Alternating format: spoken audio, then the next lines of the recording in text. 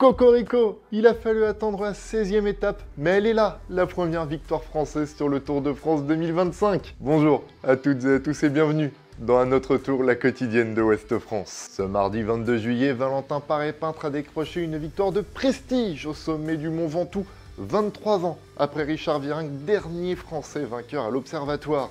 Le Français de Soudal Quick-Step a dominé Benilly au sprint au terme d'une étape haletante marquée dans la matinée par l'abandon de Mathieu Van Der Poel. Au classement général, bien sûr, Tadej Pogačar et Jonas Vingegaard se sont neutralisés, or que Kevin Vauquelin, lui, reste solidement installé dans le top 10 avec une 6e place. Dans les maillots distinctifs, en revanche, le Slovène a repris la tête du classement des grimpeurs, mais le maillot à pois reste bien sur les épaules du Français Lenny Martinez. Et au sommet du Mont Ventoux, col mythique du Tour de France, on retrouve Vincent Coté pour son top flop de cette 16e étape. Le top de cette 16e étape du Tour de France, c'est bien sûr la victoire de Valentin Paré-Peintre, la première victoire d'étape d'un coureur français. Il fallait donc attendre ce début de 3e semaine pour avoir droit à un spectacle assez sympathique dans toute l'ascension du Mont Ventoux, où les derniers rescapés de l'échappée qui a eu du mal à partir au départ de Montpellier se sont disputés la victoire.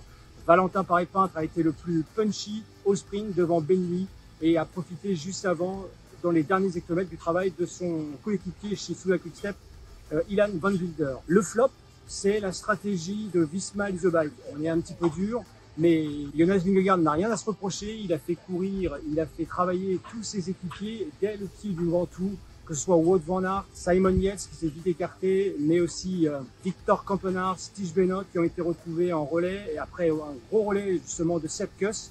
Mais malgré 3 attaques, Jonas Vingegaard n'est pas parvenu à distancer Tadej Pogačar, qui est resté en sa roue et a été capable de lui faire le sprint, 43 secondes derrière Valentin Paré-Peintre, et pour grappiller à nouveau 2 petites secondes sur Vingegaard. Vous vous en êtes peut-être rendu compte, mais peu de crevaisons ont été à dénombrer sur ce Tour 2025. C'est lié au tubeless. Alors qu'est-ce que c'est? Yann Bernard, mécanicien d'Arkea BNB Hotel, nous explique les spécificités de ces roues. Alors le système tubeless, c'est un pneu qu'on met sur une jante avec un préventif. Donc le préventif, c'est un produit qu'on met dans le pneu. Celui-ci vulcanise l'ensemble du pneu et assure son étanchéité. Et surtout en cas de micro-coupure ou d'épine, le préventif vient réparer cette crevaison. Je vois depuis 15 ans que je suis dans le métier, on a toujours eu la culture du boyau. Le principal avantage du boyau, c'était sa performance. Il était très léger, on le collait sur la jante. Il était surtout reconnu pour sa performance et le gros avantage qu'avait le boyau, c'était qu'on puisse rouler un petit peu à plat lors d'une crevaison. On était dans la voiture de dépannage et ça pouvait permettre, le temps que le coureur nous appelle, il restait au contact du peloton, alors que désormais, c'est la difficulté d'ailleurs avec le tubeless, c'est qu'on ne puisse pas rouler à plat avec le pneu tubeless, quoi.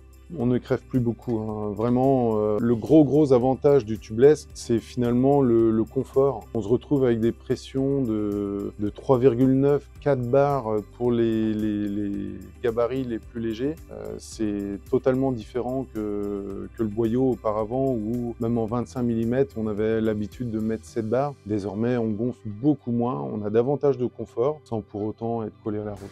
Étape de transition ce mercredi 23 juillet entre Bolène et Valence. Arthur Pinot détaille le profil de cette 17e étape. Voici une journée qui ressemble au salut des sprinteurs. Entre le Vaucluse et la Drôme, les plus rapides ont l'occasion de se jouer la victoire et des points précieux pour le maillot vert si tout n'est pas encore défini.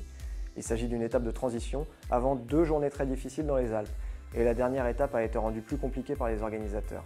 Alors les sprinteurs ont ici une réelle opportunité à ne pas gâcher. Attention toutefois à ne pas laisser un groupe prendre du champ. La dernière semaine de course offre toujours des ouvertures aux audacieux résistants face à des équipiers des formations de sprinteurs qui ont laissé des forces dans les étapes de montagne précédentes. Quel sera le scénario vers Valence? Échappée ou sprint massif? Ou autre chose? Car le vent pourrait jouer des tours au peloton avec d'éventuelles bordures pour rythmer le final de cette journée et ajouter un stress supplémentaire. À notre tour, la quotidienne c'est fini pour aujourd'hui, mais on se retrouve ce 23 juillet pour la 17e étape. En attendant, toute l'actualité du Tour de France est à suivre sur ouest-france.fr.